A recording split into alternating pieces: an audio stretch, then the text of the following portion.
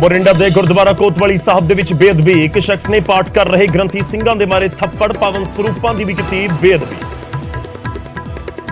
ਬੇਅਦਬੀ ਕਰਨ ਵਾਲੇ ਸ਼ਖਸ ਦੀ ਲੋਕਾਂ ਨੇ ਕੀਤੀ ਕੁੱਟਮਾਰ। ਮੁਲਜ਼ਮ ਨੂੰ ਕੀਤਾ ਗਿਆ ਪੁਲਿਸ ਦੇ ਹਵਾਲੇ। ਲੋਕਾਂ ਨੇ ਫਿਰ ਘੇਰਿਆ ਪੁਲਿਸ ਥਾਣਾ। मोरिंडा बेअदबी ਨੂੰ ਲੈ ਕੇ ਗਰਮਾਈ ਸਿਆਸਤ। ਧਰਨਾਕਾਰੀਆਂ ਦੇ ਵਿਚਾਲੇ ਪਹੁੰਚੇ ਸਾਬਕਾ ਸੀਐਮ ਚਰਨਜੀਤ ਸਿੰਘ ਚੰਨੀ।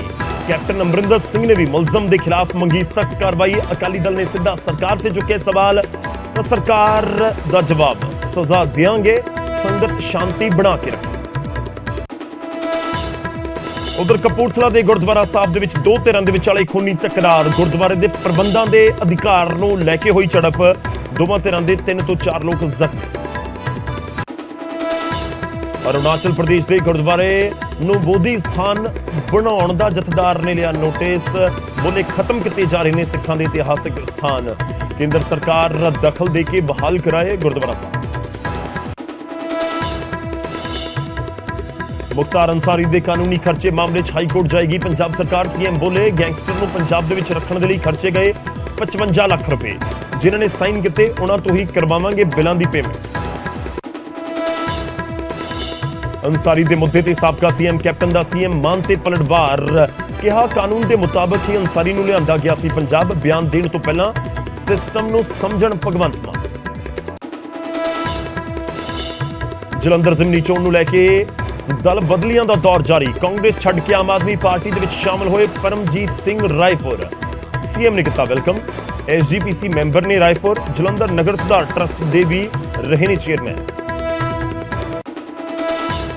दिल्ली के जंतर मंतर से धरना दे रहे पहलवानों ने किया सुप्रीम कोर्ट का रुख। सुप्रीम कोर्ट WFI के प्रधान ब्रजभूषण के खिलाफ दाखिल की पटीशन। FIR दर्ज करने की मांग।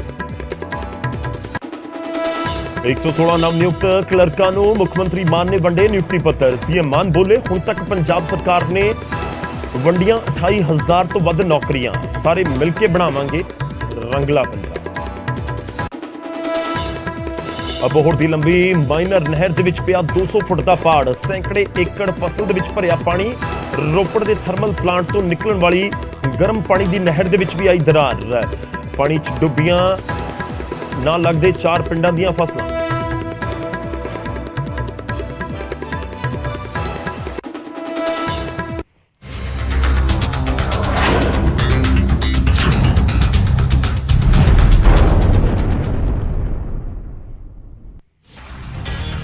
सत श्री अकाल, स्वागत है। गौरव शुक्ला मैं हाँ तुहाडे नाल हाज़र हाँ। फर्क तां पैंदा है लैके जदों बेअदबी की घटना भी एक इतिहासिक गुरुद्वारे दे विच वापरे और एक शख्स दे वल्लों अंजाम दिता जाए, फिर फर्क तां पैंदा है। सवाल उठदे ने कि आखिर इस तरीके दा कारा क्यों अंजाम दिता गया।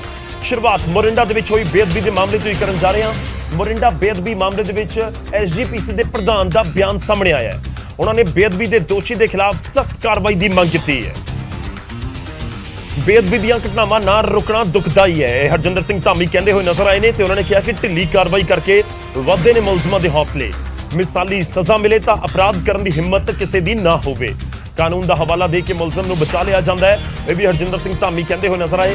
ਤਾਂ ਇਹ ਮੰਦਭਾਗੀ ਘਟਨਾ ਅਨਫੋਰਚੂਨੇਟ ਹੈ ਜਿਸ ਤਰੀਕੇ ਨਾਲ ਇਹ ਪੂਰਾ ਘਟਨਾਕ੍ਰਮ ਵਾਪਰਿਆ ਹੈ ਮੋਰਿੰਡਾ ਦੇ ਵਿੱਚ। ਮੋਰਿੰਡਾ ਰੋਪੜ ਜ਼ਿਲ੍ਹੇ ਦਾ ਇੱਕ ਕਸਬਾ, ਇੱਕ ਸ਼ਹਿਰ ਹੈ ਔਰ ਉੱਥੇ ਦੁਪਹਿਰ ਦੇ ਸਮੇਂ ਇਹ ਬੇਅਦਬੀ ਦੀ ਘਟਨਾ ਵਾਪਰੀ ਹੈ। ਜਦੋਂ ਇੱਕ ਸ਼ਖਸ ਗੁਰਦੁਆਰਾ ਸਾਹਿਬ ਦੇ ਅੰਦਰ ਦਾਖਲ ਹੁੰਦਾ ਹੈ ਤੇ ਫਿਰ ਗ੍ਰਿਲ ਨੂੰ ਪਾਰ ਕਰਦਾ ਹੋਇਆ ਉਸਨੇ ਉਸ ਸਮੇਂ ਜਰਾਬਾਂ ਵੀ ਪਾਈਆਂ ਹੋਈਆਂ ਸੀ। ਇਹ ਵੀ ਤੁਸੀਂ ਕਹਿ ਸਕਦੇ ਹੋ ਕਿ ਬੇਅਦਬੀ ਹੈ।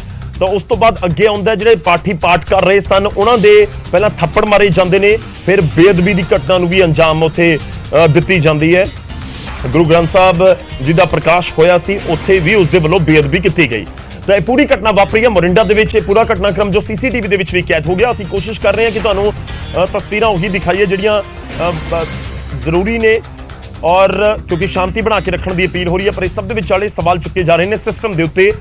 ਹਰਜਿੰਦਰ ਸਿੰਘ ਧਾਮੀ SGPC ਦੇ ਪ੍ਰਧਾਨ ਨੇ ਤੇ ਉਹਨਾਂ ਦੇ ਵੱਲੋਂ ਸਵਾਲ ਚੁੱਕੇ ਜਾ ਰਹੇ ਨੇ ਕਿ ਜੇਕਰ ਮਿਸਾਲੀ ਸਜ਼ਾ ਜਿਹੜੇ ਹੁਣ ਤੋਂ ਪਹਿਲਾਂ ਮਾਮਲੇ ਹੋਏ ਨੇ ਸਾਹਮਣੇ ਆਏ ਨੇ, ਜੇਕਰ ਮਿਸਾਲੀ ਸਜ਼ਾ ਉਸ ਦੇ ਵਿੱਚ ਮਿਲਦੀ ਤਾਂ ਫਿਰ ਕਿਸੇ ਦੀ ਹਿੰਮਤ ਨਾ ਹੋਵੇ ਬੇਅਦਬੀ ਵਰਗੀ ਘਟਨਾ ਨੂੰ ਅੰਜਾਮ ਦੇਣ।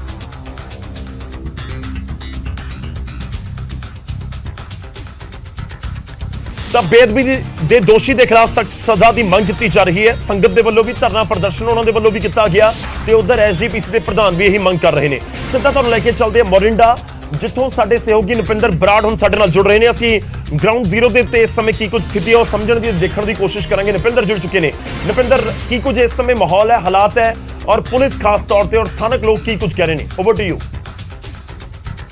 देखो गौरव, बिल्कुल, क्योंकि घटना इन्नी मंदभागी है। धन धन श्री गुरु ग्रंथ साहिब जी दुनिया भर का जिस दे विच विश्वास है, दुनिया भर के लोग किसी जात धर्म नाल संबंधित क्यों ना होवे, हर कोई श्री गुरु ग्रंथ साहिब जी दे विच विश्वास करदा, सत्कार करदा। ਅਸੀਂ देखते हैं कि अनेकों धर्मां के विदेशी लोग श्री गुरु ग्रंथ साहिब जी का सत्कार करते हैं, पर बावजूद इसके ਜਦੋਂ पंजाब ਦੇ ਵਿੱਚ इस तरह की घटना वापर जाए और ऐसी घटना ਨੂੰ वारदात ਨੂੰ अंजाम देण वाला भी एक सिख परिवार ਨਾਲ संबंधित होवे, सिर ते ਉਹਦੇ परना ਜਾਂ दस्तार सजाई होवे, ਤਾਂ ਉਦੋਂ बेहद दुखदाई हो जाता है।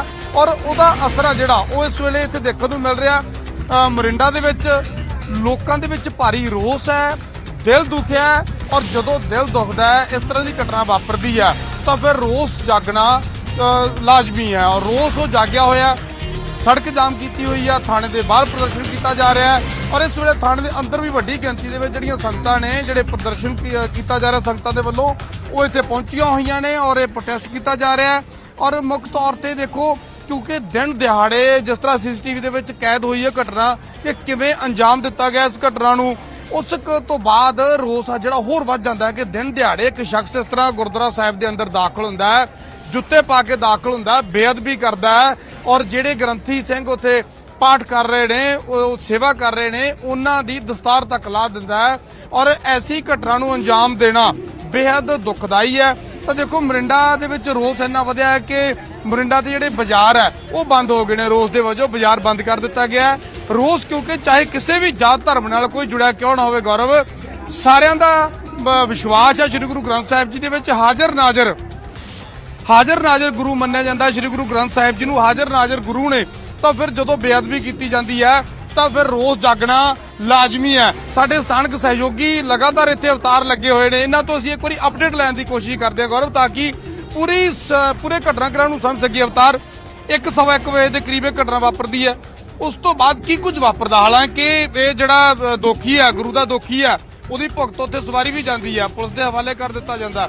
ਪਰ ਸਮਝਣਾ ਚਾਹੂੰਗਾ ਜੋ ਕੁਝ 1:15 ਵਜੇ ਤੋਂ ਸਟਾਰਟ ਹੁੰਦਾ ਘਟਨਾਕ੍ਰਮ, ਇਸ ਵੇਲੇ ਕਿੱਥੋਂ ਤੱਕ ਪਹੁੰਚਿਆ, ਕੀ ਚੱਲ ਰਿਹਾ ਔਰ ਸੰਗਤ ਦੇ ਵਿੱਚ ਜਿਹੜਾ ਰੋਸ ਹੈ, ਸੰਗਤ ਚਾਹੁੰਦੀ ਕੀ ਹੈ, ਕਿਉਂਕਿ ਗ੍ਰਿਫਤਾਰੀ ਤਾਂ ਉਸਦੀ ਕੀਤੀ ਜਾ ਚੁੱਕੀ ਹੈ, ਉਸ CIA ਲਿਜਾਇਆ ਗਿਆ ਜਿੰਨੀ ਕਿ ਜਾਣਕਾਰੀ ਮਿਲ ਰਹੀ ਹੈ, ਤਾਂ ਸੰਗਤ ਕੀ ਚਾਹੁੰਦੀ ਹੈ? ਜੀ ਦਵਿੰਦਰ, ਬਿਲਕੁਲ, ਕਿਉਂਕਿ ਜਿਵੇਂ ਕਿ ਤੁਸੀਂ ਵੀ ਦੱਸਿਆ ਕਿ ਲਗਭਗ 1-1.5 ਵਜੇ ਦੇ ਕਰੀਬ ਇਹ ਘਟਨਾ ਵਾਪਰਦੀ ਹੈ।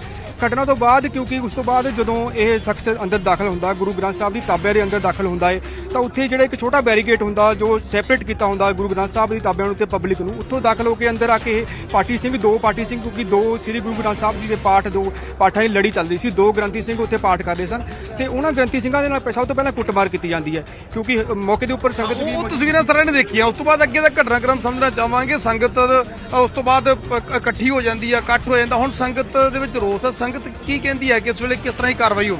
ਸੰਗਤ, ਕਿਉਂਕਿ ਸੰਗਤ ਉਸੇ ਵਕਤ ਜਦੋਂ ਧਰਨਾ ਬਾਹਰ ਸ਼ੁਰੂ ਕੀਤਾ ਸੀ, ਧਰਨਾਕਾਰੀਆਂ ਨੇ ਪਹਿਲਾਂ ਕਾਈਨਰ ਚੌਂਕ ਦੇ ਉੱਪਰ ਧਰਨਾ ਸ਼ੁਰੂ ਕੀਤਾ, ਤਾਂ ਉਸ ਵਕਤ ਸੰਗਤ ਦੀ ਮੰਗ ਸੀ ਕਿ ਉਸ ਆਰੋਪੀ ਨੂੰ ਫੜ ਕੇ ਸੰਗਤ ਦੇ ਹਵਾਲੇ ਕੀਤਾ ਜਾਵੇ।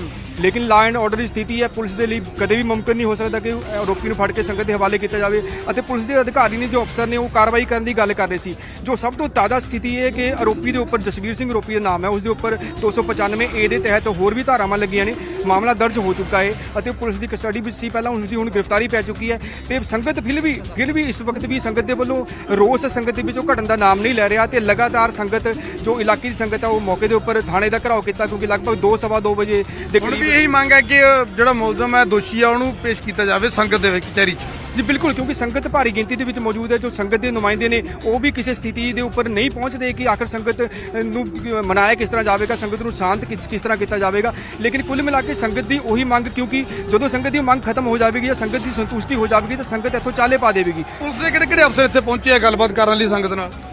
ਸੰਗਤ ਦੇ ਨਾਲ ਸਭ ਤੋਂ ਪਹਿਲਾਂ ਤਾਂ ਇੱਥੇ SP ਸੀਗੇ ਡਾਕਟਰ NS ਮਹਾਲ ਮੌਜੂਦ ਸੀਗੇ, ਉਸ ਤੋਂ ਬਾਅਦ DSP ਜਰਨੈਲ ਸਿੰਘ ਚਮਕੌਰ ਸਾਹਿਬ ਤੋਂ ਪਹੁੰਚਦੇ ਨੇ, ਇੱਥੋਂ ਦੇ ਦੋਵੇਂ ਥਾਣੇ ਦੇ SHO ਮੌਕੇ ਦੇ ਉੱਪਰ ਮੌਜੂਦ ਨੇ, ਗੁਰਸੇਵਕ ਸਿੰਘ SHO ਮੌਜੂਦ ਨੇ, ਰੋਪੜ ਤੋਂ ਵੀ SHO ਸਦਰ ਦੇ ਤੇ ਸਦਰ ਸਿਟੀ ਦੇ ਪਵਨ ਕੁਮਾਰ, ਉਹ ਵੀ ਇੱਥੇ ਮੌਕੇ ਤੇ ਪਹੁੰਚੇ ਲਾਈ ਗਈ। ਤਾਂ ਅਸਲ ਦੇ ਵਿੱਚ ਜਿੰਨਾ ਮੈਂ ਸਮਝ ਸਕਿਆ ਗੌਰਵ, ਦੇਖੋ ਰੋਸ ਜਾਗਣ ਦਾ ਕਾਰਨ ਸਮਝੋ। ਦੇਖੋ, ਜੇ ਲੋਕਾਂ ਦੇ ਮਨ ਦੇ ਵਿੱਚ ਇਹ ਭਰੋਸਾ ਹੋਵੇ, ਵਿਸ਼ਵਾਸ ਹੋਵੇ ਕਿ ਭਾਈ ਸਾਡੇ ਕਾਨੂੰਨ ਦੇ ਤਹਿਤ ਜਿਹੜਾ ਗੁਰੂ ਦੀ ਬੇਅਦਬੀ ਕਰਦਾ ਕਿਉਂਕਿ ਹਾਜ਼ਰ ਨਾਜ਼ਰ ਦੇ ਨੇ ਗੁਰੂ ਜੀ, ਉਹਨਾਂ ਨੂੰ ਹਾਜ਼ਰ ਨਾਜ਼ਰ ਮੰਨਿਆ ਹੈ। ਸ਼੍ਰੀ ਗੁਰੂ ਗ੍ਰੰਥ ਸਾਹਿਬ ਜੀ ਨੂੰ ਹਾਜ਼ਰ ਨਾਜ਼ਰ ਗੁਰੂ ਮੰਨਦੇ ਹਾਂ ਅਸੀਂ, ਤਾਂ ਉਹਨਾਂ ਦੀ ਬੇਅਦਬੀ ਕਰਨ ਵਾਲੇ ਨੂੰ ਜੇ ਤਾਂ ਸੰਗਤ ਨੂੰ ਇਹ ਭਰੋਸਾ ਹੋਵੇ ਕਿ ਇਸ ਤੋਂ ਪਹਿਲਾਂ ਸਜ਼ਾਵਾਂ ਮਿਲੀਆਂ ਜਾਂ ਫਿਰ ਹੁਣ ਜਿਹੜੀ ਇੱਕ ਐਸੀ ਸਜ਼ਾ ਜਿਹੜੀ ਆ ਕਾਨੂੰਨ ਦੇ ਵਿੱਚ ਕਾਨੂੰਨਨ ਹੁੰਦੀ ਕਿ ਸੰਗਤ ਨੂੰ ਤਸੱਲੀ ਹੁੰਦੀ ਕਿ ਹਾਂ ਇਸ ਬੰਦੇ ਨੇ ਬੇਅਦਬੀ ਕੀਤੀ ਹੈ ਤੇ ਇਹਨੂੰ ਜਿਹੜੀ ਬਣਦੀ ਸਜ਼ਾ ਸੀ ਮਿਲ ਗਈ। ਜੇ ਇਸ ਕਰਕੇ ਰੋਸ ਇਹ ਹੈ ਕਿ ਕਾਨੂੰਨ ਦੇ ਵਿੱਚ ਕਿਤੇ ਨਾ ਕਿਤੇ ਨਰਮੀ ਹੈ। ਅਸਲ ਜਿੰਨੀ ਹੁਣ ਤੱਕ ਦਾ ਘਟਨਾਕ੍ਰਮ ਸਮਝ ਸਕੇ ਆ ਤਾਂ ਕਾਨੂੰਨ ਦੇ ਵਿੱਚ ਉਹ ਜਿਹੜੀ ਨਰਮੀ ਹੈ ਉਹ ਅਸਲੀ ਰੋਸ ਦਾ ਕਾਰਨ ਹੈ ਕਿ ਜੇ ਕਾਨੂੰਨ ਸਖਤ ਜੇ ਕਾਨੂੰਨ ਸਖਤ ਬਣਾਏ ਜਾਣ, ਸੰਗਤ ਨੂੰ ਇਹ ਭਰੋਸਾ ਹੋਵੇ ਕਿ ਹਾਂ ਇਹ ਬੰਦੇ ਨੇ ਬੇਅਦਬੀ ਕੀਤੀ ਆ, ਫੜਿਆ ਗਿਆ ਤੇ ਹੁਣ ਇਹਨੂੰ ਸਜ਼ਾ ਜਿਹੜੀ ਹੈ ਉਹ ਮਿਲੇਗੀ, ਫਿਰ ਸ਼ਾਇਦ ਸੰਗਤ ਦੇ ਵਿੱਚ ਇੰਨਾ ਰੋਸ ਨਾ ਹੋਵੇ। ਇਸ ਰੋਸ ਦਾ ਇਹੀ ਮੁੱਖ ਤੌਰ ਤੇ ਕਾਰਨ ਹੈ। ਤੁਸੀਂ ਦੇਖੋ ਕਿਵੇਂ ਵੱਡੀ ਗਿਣਤੀ ਸੰਗਤ, ਇਹ ਥਾਣੇ ਦੇ ਅੰਦਰ ਦੀਆਂ ਤਸਵੀਰਾਂ ਨੇ, ਔਰ ਇਦੋਂ ਵੱਡੀ ਗਿਣਤੀ ਸੰਗਤ ਜਿਹੜੀ ਉਹ ਬਾਹਰ ਸੜਕ ਤੇ ਆ, ਤੇ ਕਿਉਂਕਿ ਸੜਕ ਤੋਂ ਥਾਣੇ ਤੱਕ ਕਾਫੀ ਕਹਿ ਸਕਦੇ ਕਿ ਕਰੀਬ 50 ਮੀਟਰ ਦਾ ਰਸਤਾ ਜਿਹੜਾ ਸੜਕ ਤੋਂ ਤੇ ਇਸ ਬਿਲਡਿੰਗ ਦੇ ਵਿੱਚ ਹੈ, ਉਹ 50 ਮੀਟਰ ਦਾ ਰਸਤਾ ਉਹ ਵੀ ਭਰਿਆ ਹੋਇਆ। ਸੜਕ ਤੇ ਵੀ ਸੰਗਤ ਉਨੀ ਬੈਠੀ ਆ, ਬੀਬੀਆਂ ਨੇ, ਬਜ਼ੁਰਗ ਨੇ, ਨੌਜਵਾਨ ਨੇ, ਜਿਹਨੂੰ ਵੀ ਪਤਾ ਲੱਗਦਾ ਉਹ ਇੱਥੇ ਪਹੁੰਚ ਰਿਹਾ। ਇੱਥੇ ਪ੍ਰੋਟੈਸਟ ਕੀਤਾ ਜਾ ਰਿਹਾ ਤਾਂ ਕਿ ਜਿਹੜਾ ਦੋਸ਼ੀ ਆ ਉਹਨੂੰ ਸਜ਼ਾ ਦਵਾਈ ਜਾ ਸਕੇ। ਔਰ ਸੰਗਤ ਦੇ ਵਿੱਚ ਰੋਸ ਇੰਨਾ ਹੈ ਕਿ ਸੰਗਤ ਕਹਿੰਦੀ ਹੈ ਕਿ ਐਸੇ ਦੋਸ਼ੀ ਨੂੰ ਸਾਡੇ ਹਵਾਲੇ ਕਰੋ, ਇਹਦੇ ਨਾਲ ਅਸੀਂ ਨਿਬੜਾਂਗੇ। ਹਾਲਾਂਕਿ ਕਾਨੂੰਨੀ ਤੌਰ ਤੇ ਸੰਭਵ ਨਹੀਂ ਹੈ, ਕਾਨੂੰਨੀ ਤੌਰ ਤੇ ਨਹੀਂ ਹੋ ਸਕਦਾ, ਪੁਲਿਸ ਦੀ ਜ਼ਿੰਮੇਵਾਰੀ ਆ ਲਾਅ ਐਂਡ ਆਰਡਰ ਮੇਨਟੇਨ ਕਰਨਾ, ਪਰ ਰੋਸ ਹੈ ਕਿਉਂਕਿ ਰੋਸ ਜਦੋਂ ਭੜਕਦਾ ਹੈ ਤਾਂ ਫਿਰ ਉਦੋਂ ਇਸ ਤਰ੍ਹਾਂ ਦੀਆਂ ਚੀਜ਼ਾਂ ਹੁੰਦੀਆਂ ਨੇ। ਸੰਗਤ ਦੇ ਵਿੱਚ ਬੇਤਹਾਸ਼ਾ ਰੋਸ ਹੈ। ਇਹ ਕੋਈ ਪਹਿਲੀ ਘਟਨਾ ਨਹੀਂ, ਇਸ ਤੋਂ ਪਹਿਲਾਂ ਅਨੇਕਾਂ ਘਟਨਾਵਾਂ ਵਾਪਰੀਆਂ। ਸ਼ਾਇਦ ਉਹਨਾਂ ਘਟਨਾਵਾਂ ਦੇ ਵਿੱਚ ਜਿਹੜਾ ਨਿਆਂ ਜਿਹੜਾ ਉਹ ਜਿਵੇਂ ਜਿਵੇਂ ਡਿਲੇ ਹੋਇਆ ਉਹਦੇ ਕਰਕੇ ਇਹ ਰੋਸ ਹੋਰ ਭੜਕਦਾ ਜਾ ਰਿਹਾ ਕਿ ਇਸ ਤੋਂ ਪਹਿਲਾਂ ਜਿਹੜੀਆਂ ਬੇਅਦਬੀਆਂ ਹੋਈਆਂ ਉਹਨਾਂ ਦੇ ਵਿੱਚ ਨਿਆਂ ਜਿਹੜਾ ਉਹ ਪੈਂਡਿੰਗ ਪਿਆ, ਉਹ ਲਟਕ ਗਏ ਮਾਮਲੇ, ਕਈ ਸਾਲ ਚੱਲਦੇ ਨੇ।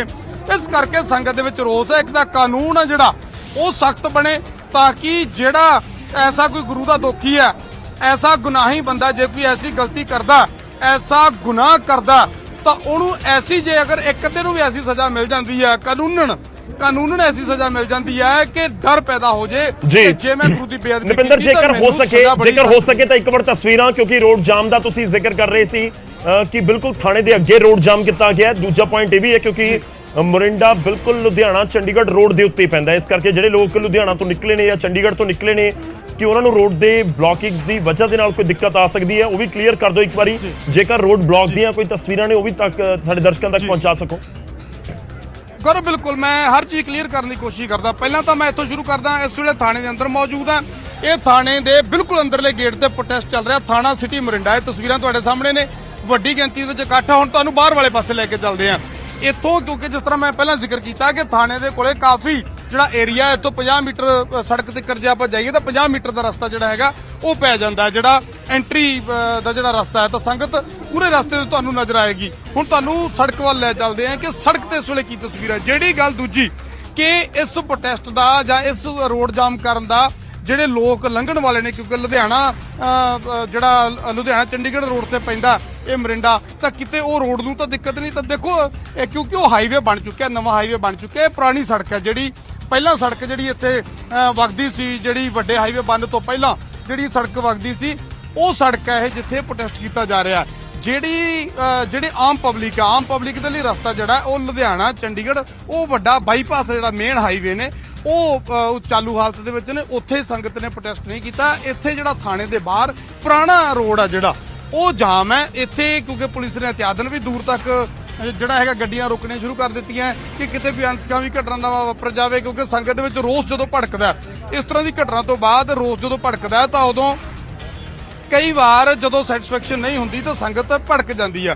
ਤਾਂ ਇੱਥੇ ਤੁਸੀਂ ਦੇਖੋ ਰੋਡ ਦੇ ਉੱਪਰ ਇੱਥੇ ਤੁਹਾਨੂੰ ਸੰਗਤ ਨਜ਼ਰ ਆਏਗੀ, ਦਰੀਆਂ ਵਿਛੀਆਂ। ਪਹਿਲਾਂ ਸੰਗਤ ਇੱਥੇ ਸੀ ਪਰ ਹੁਣ ਵੱਡੀ ਗਿਣਤੀ ਸੰਗਤ ਆ ਜਿਹੜੀ ਉਹ ਅੰਦਰ ਜਾ ਚੁੱਕੀ ਹੈ, ਬਾਹਰ ਵੀ ਸੰਗਤ ਮੌਜੂਦ ਆ। ਰੋਡ ਇਹ ਪੂਰੀ ਤਰ੍ਹਾਂ ਬੰਦ ਆ।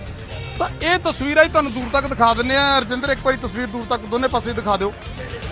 ਇਹ ਜਿਹੜੀ ਪੁਰਾਣੀ ਸ਼ਹਿਰ ਦੀ ਸੜਕ ਹੈ ਗੌਰਵ, ਇੱਕ ਵਾਰੀ ਮੈਂ ਫਿਰ ਤੋਂ ਉਹਨਾਂ ਲੋਕਾਂ ਨੂੰ ਦੱਸਦੇ ਆ ਜਿਹੜੇ ਲੁਧਿਆਣਾ ਤੋਂ ਚੰਡੀਗੜ੍ਹ ਜਾਂ ਚੰਡੀਗੜ੍ਹ ਤੋਂ ਲੁਧਿਆਣਾ ਜਾਣਾ ਚਾਹੁੰਦੇ ਆ, ਉਹਨਾਂ ਨੂੰ ਫਿਲਹਾਲ ਕੋਈ ਸਮੱਸਿਆ ਨਹੀਂ ਹੈ ਕਿਉਂਕਿ ਉਹ ਹਾਈਵੇ ਵੱਖਰਾ ਹੈ। ਇਹ ਹੁਣ ਜਿਹੜੀ ਪੁਰਾਣੀ ਸੜਕ ਜਿਹਦੇ ਤੋਂ ਪਹਿਲਾਂ ਅੱਜ ਤੋਂ ਕਈ ਸਾਲ ਪਹਿਲਾਂ ਲੋਕ ਜਿਹੜੇ ਲੰਘਦੇ ਸੀਗੇ ਲੁਧਿਆਣੇ ਤੋਂ ਚੰਡੀਗੜ੍ਹ ਨੂੰ, ਉਦੋਂ ਇਸ ਸੜਕ ਤੋਂ ਜਾਂਦੇ ਸੀ, ਪਰ ਹੁਣ ਵੱਖਰੇ ਹਾਈਵੇ ਬਣ ਗਏ ਆ। ਇਹ ਰੋਡ ਆ ਜਿਹੜੀ ਪੁਰਾਣੀ ਸੜਕ ਹੈ ਉਹ ਜਾਮ ਹੈ, ਉਹਦੀ ਟ੍ਰੈਫਿਕ ਰੁਕੀ ਹੋਈ ਹੈ। ਥਾਣੇ ਦੇ ਸਾਹਮਣੇ ਵਾਲੀ ਬਾਹਰ ਵਾਲੀ ਸੜਕ ਰੁਕੀ ਹੋਈ ਹੈ। ਔਰ ਤੁਸੀਂ ਦੇਖੋ ਗੁਰੂ ਦੀਆਂ ਲਾਡਲੀਆਂ ਫੌਜਾਂ ਨਿਹੰਗ ਸਿੰਘ ਪ੍ਰੋਟੈਸਟ ਕਰ ਰਹੇ ਨੇ, ਉਹ ਇੱਥੇ ਮੌਜੂਦ ਨੇ। ਵੱਡੀ ਗਿਣਤੀ ਵਿੱਚ ਸੰਗਤ ਮੌਜੂਦ ਹੈ ਕਿਉਂਕਿ ਜਿਹਨੂੰ ਵੀ ਪਤਾ ਲੱਗਦਾ ਐਸਾ ਬੱਜਰ ਗੁਨਾਹ ਹੈ, ਐਸਾ ਗੁਨਾਹ ਕੀਤਾ, ਐਸਾ ਜਿਹੜਾ ਇਸ ਦੋਸ਼ੀ ਨੇ, ਇਸ ਦੋਖੀ ਨੇ ਐਸਾ ਗੁਨਾਹ ਕਮਾਇਆ ਕਿ ਰੋਸ ਆ ਭੜਕਣਾ ਜਾਇਜ਼ ਆ। ਸੰਗਤਾਂ ਦੇ ਵਿੱਚ ਰੋਸ ਜਿਵੇਂ ਜਿਵੇਂ ਕਿਸੇ ਨੂੰ ਪਤਾ ਲੱਗਦਾ ਤਾਂ ਉਹ ਭੜਕਦਾ, ਉਹਦੇ ਮਨ 'ਚ ਗੁੱਸਾ ਆਉਂਦਾ ਕਿ ਆਖਿਰ ਹੈ ਕੌਣ ਐਸਾ ਸ਼ਖਸ ਜਿਹਨੇ ਇੰਨਾ ਵੱਡਾ ਗੁਨਾਹ ਕੀਤਾ। ਤਾਂ ਹਰ ਕੋਈ ਇੱਥੇ ਪਹੁੰਚਦਾ, ਪਰ ਇੱਥੇ ਆ ਕੇ ਦੇਖੋ ਪਤਾ ਲੱਗਦਾ ਹੈ ਕਿ ਉਹਨੂੰ ਗ੍ਰਿਫਤਾਰ ਕੀਤਾ ਗਿਆ, ਪਰਚਾ ਦਰਜ ਹੋ ਗਿਆ ਔਰ ਉਹਨੂੰ ਇੱਥੋਂ CIA ਸਟਾਫ ਦੱਸਿਆ ਜਾ ਰਿਹਾ ਹੈ ਕਿ ਲਿਜਾਇਆ ਗਿਆ।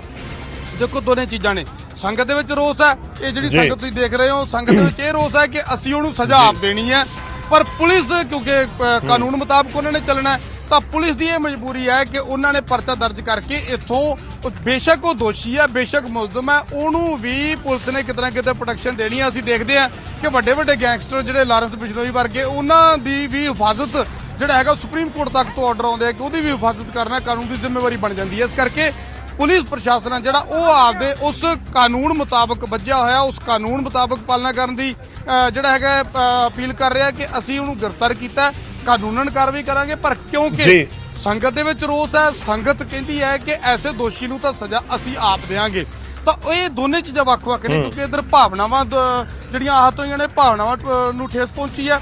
ਸੰਗਤ ਦੇ ਵਿੱਚ ਬੇਤਹਾਸ਼ਾ ਰੋਸ ਹੈ। ਪੁਲਿਸ ਪ੍ਰਸ਼ਾਸਨ ਹਾਲਾਂਕਿ ਕੋਸ਼ਿਸ਼ ਕਰ ਰਿਹਾ ਹੈ ਕਿ ਸੰਗਤ ਨੂੰ, ਕਿਉਂਕਿ ਇਹ ਸੰਗਤ ਦੇ ਅੰਦਰ ਦਾ ਗੁੱਸਾ ਹੈ ਔਰ ਗੁੱਸਾ ਕੋਈ ਗੁਰੂ ਕਿਸੇ ਇਕੱਲੇ ਦਾ ਨਹੀਂ, ਸੰਗਤ ਦਾ ਇਕੱਲੀ ਦਾ ਗੁਰੂ ਨਹੀਂ ਹੈ, ਗੁਰੂ ਉਹਨਾਂ ਪੁਲਿਸ ਮੁਲਾਜ਼ਮਾਂ ਦਾ ਵੀ ਹੈ, ਉਹਨਾਂ ਲੋਕਾਂ ਦਾ ਵੀ ਹੈ ਜਿਹੜੇ ਸ਼ਾਇਦ ਸਿੱਖ ਧਰਮ ਤੋਂ ਨਹੀਂ ਗੇ, ਕਿਉਂਕਿ ਹਰ ਧਰਮ, ਹਰ ਜਾਤ, ਹਰ ਦੇਸ਼ ਦੇ ਵਿੱਚ ਸ੍ਰੀ ਗੁਰੂ ਗ੍ਰੰਥ ਸਾਹਿਬ ਜੀ ਨੂੰ ਮੰਨਣ ਵਾਲੇ ਲੋਕ ਨੇ। ਜਾਤ ਧਰਮ ਤੋਂ ਉੱਪਰ ਉੱਠ ਕੇ ਸ੍ਰੀ ਗੁਰੂ ਗ੍ਰੰਥ ਸਾਹਿਬ ਜੀ ਦੇ ਵਿੱਚ ਆਸਥਾ ਸਭ ਤੋਂ ਜ਼ਿਆਦਾ, ਸ਼ਾਇਦ ਅਗਰ ਆਪਾਂ ਦੇਖੀਏ ਤਾਂ ਆਸਥਾ ਸ੍ਰੀ ਗੁਰੂ ਗ੍ਰੰਥ ਸਾਹਿਬ ਜੀ ਦੇ ਵਿੱਚ ਦੂਜੇ ਧਰਮਾਂ ਦੀ ਵੀ ਹੋਊਗੀ। ਤਾਂ ਇਹ ਖੂਬਸੂਰਤੀ ਹੈ ਸਾਡੇ ਧਰਮ ਦੀ ਔਰ ਸ੍ਰੀ ਗੁਰੂ ਗ੍ਰੰਥ ਸਾਹਿਬ ਜੀ ਜਿਨ੍ਹਾਂ ਨੂੰ ਹਾਜ਼ਰ ਨਾਜ਼ਰ ਗੁਰੂ ਮੰਨਿਆ ਜਾਂਦਾ, ਤਾਂ ਫਿਰ ਜਦੋਂ ਹਾਜ਼ਰ ਨਾਜ਼ਰ ਗੁਰੂ ਦੇ ਨਾਲ ਬੇਅਦਬੀ ਕਰਨ ਦੀ ਕੋਸ਼ਿਸ਼ ਕਰਦਾ ਕੋਈ ਐਸਾ ਗੁਨਾਹੀ, ਐਸਾ ਦੋਖੀ, ਤਾਂ ਫਿਰ ਸੰਗਤ ਦੇ ਵਿੱਚ ਰੋਸ ਆ ਜਿਹੜਾ ਉਹ ਭੜਕਣਾ ਲਾਜ਼ਮੀ ਤੌਰ ਤੇ ਜਾਇਜ਼ ਆ। ਤੁਸੀਂ ਦੇਖੋ ਦੂਰ ਤੱਕ ਇਹ ਥਾਣੇ ਦੇ ਅੰਦਰ ਦੀਆਂ ਤਸਵੀਰਾਂ ਨੇ, ਸੰਗਤ ਆ ਰਹੀ ਹੈ, ਸੰਗਤ ਦੇ ਵਿੱਚ ਰੋਸ ਹੈ ਜੀ, ਬਿਲਕੁਲ ਮੰਗ ਉਹੀ ਜਿਹੜਾ ਗੌਰਵ ਕਿ ਉਸ ਦੋਖੀ ਨੂੰ ਸਾਡੇ ਹਵਾਲੇ ਕਰੋ, ਫਿਰ ਦੇਖਦੇ ਆ ਉਹਨੂੰ ਕੀ ਸਜ਼ਾ ਬਣਦੀ ਹੈ ਤੇ ਕੀ ਸਜ਼ਾ ਦੇਣੀ ਹੈ। ਪਰ ਜਿਸ ਤਰ੍ਹਾਂ ਮੈਂ ਪਹਿਲਾਂ ਜ਼ਿਕਰ ਕੀਤਾ ਕਿ ਕਾਨੂੰਨ ਆਪਣੇ ਦਾਇਰੇ ਦੇ ਵਿੱਚ ਵੱਜਿਆ ਹੋਇਆ ਹੈ, ਜਿਹੜਾ ਪ੍ਰਸ਼ਾਸਨ ਆ ਉਹ ਆਪਣੇ ਨਿਯਮਾਂ ਦੇ ਵਿੱਚ ਵੱਜਿਆ ਹੋਇਆ, ਤਾਂ ਉਹ ਇਸ ਤਰ੍ਹਾਂ ਦੀ ਮੰਗ ਨੂੰ ਕਿਸੇ ਹਾਲਤ ਦੇ ਵਿੱਚ ਵੀ ਨਹੀਂ ਮੰਨ ਸਕਦੇ।